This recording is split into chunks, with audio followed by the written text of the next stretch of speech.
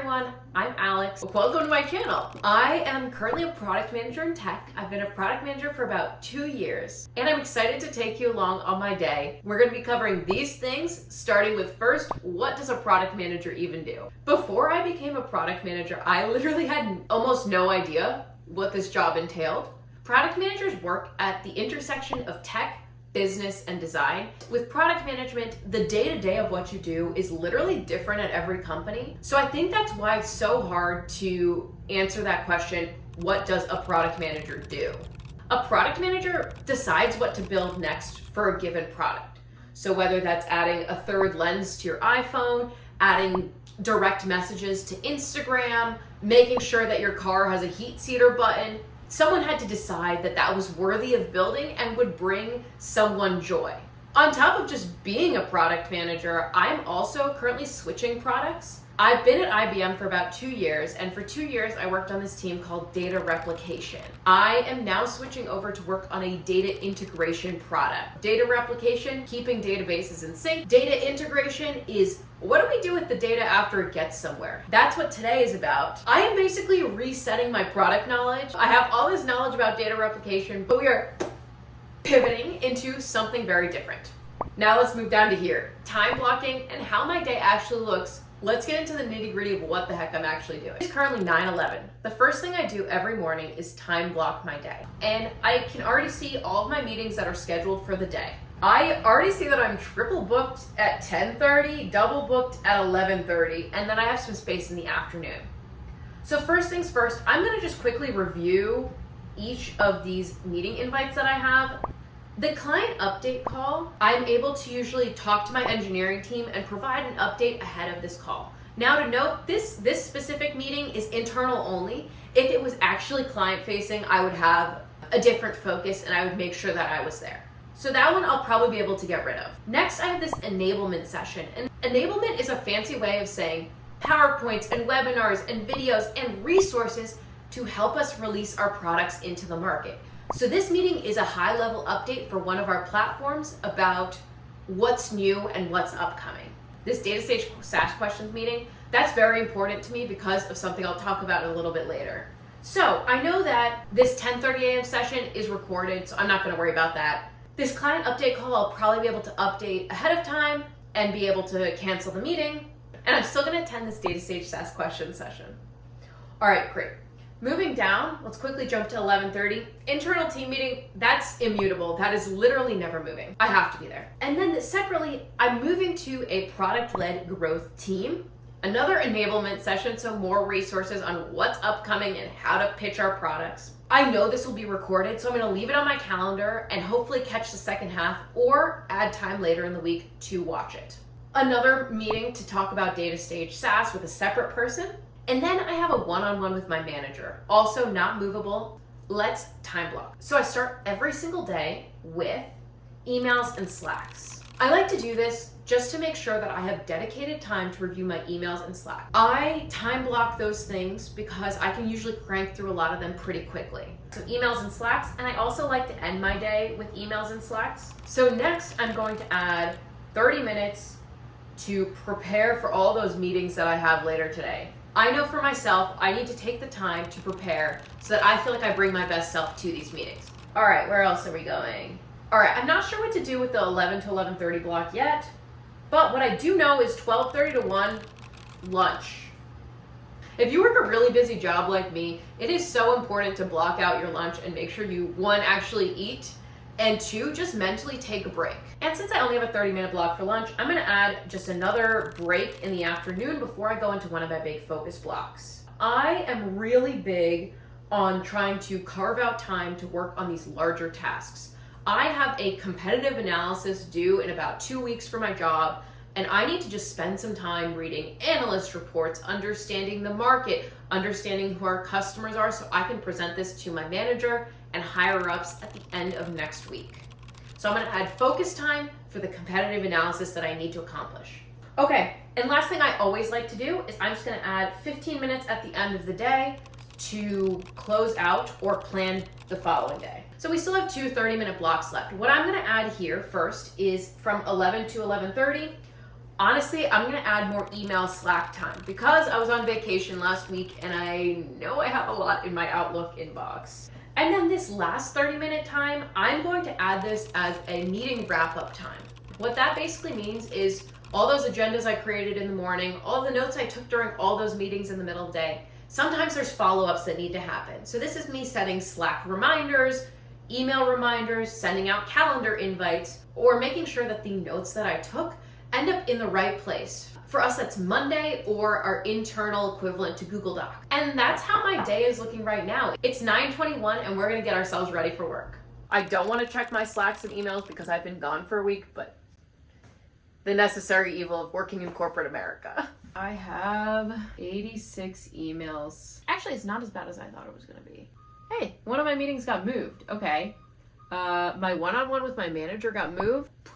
Move that. I am gonna leave that empty for right now. Okay, 33 Slacks or Slack notifications. We are good. Let's get to working through these.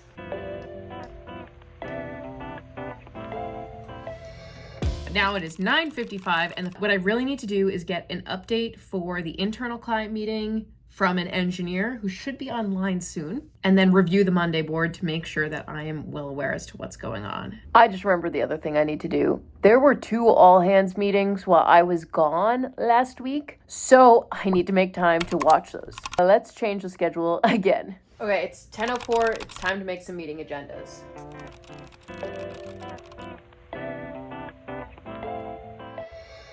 So it is now 10:26. I've finished my meeting agendas for today. And since I'm just starting out on this new product, I am asking for questions that are honestly kind of basic. Who are our primary customers? What do they primarily use the platform for? Who are our key competitors? So that's this meeting in 3 minutes. All right, scratch that. I thought that this enablement call that was at 10:30, it's currently 10:29, was a larger call. I clicked into the invite. There's like 15 people invited, so I actually need to go to that. So I moved that questions thing that I was just talking about to later this week.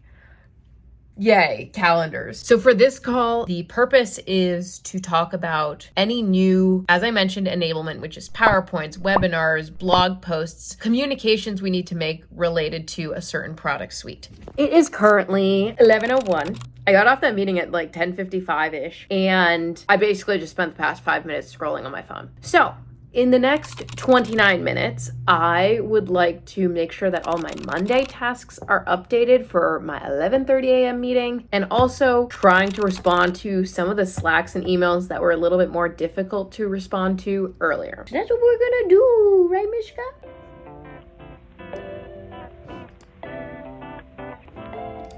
It is now 11:26. I just responded to some Slacks that I've been putting off, some more emails, and then I also just reviewed the Monday board that my team is using to make sure that I'm up to date on everything.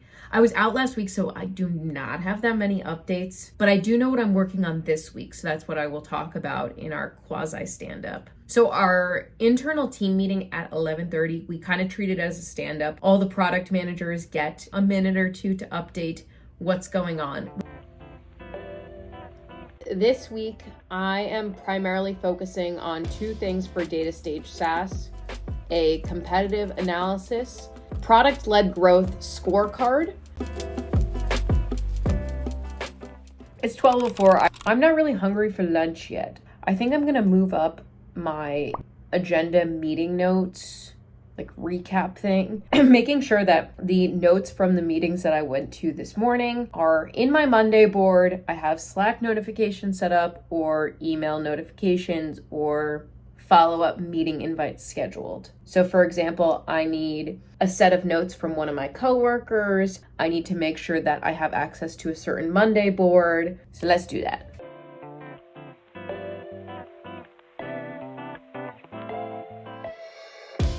Welcome back to my kitchen. It's lunch. It is 12:35. So let's eat some lunch. I have a meeting in 25 minutes. Usually during lunch, I just honestly watch TV or a YouTube video. I'm not gonna BS it and say I read a book or journal. No, I just watch TV. So let's microwave lunch and continue on with our day. It is 12:56. Time for another meeting at 1 p.m. and we're gonna go over the new product that I'm taking over. So I'm excited to talk to the product manager who used to be the owner for this SaaS product and see what's been going on. It is 1:32. She's back and she's done with another meeting. I have way more questions after that meeting than I did before I joined. That is a good thing. It's giving me a lot of places to bounce off of, but it also just feels really overwhelming because I feel like I know nothing. My apartment is so cold. It is 1:40. I am now going to take the notes from this meeting, make sure that any action items are in my Monday board or I send out any appropriate meeting invites. And then I'm going to start watching the all hands, take a little break, and then go into a focus block to work on my competitive analysis and my product-led growth scorecard. It is currently 1:54. And I am going to start watching the all hands that I missed last week.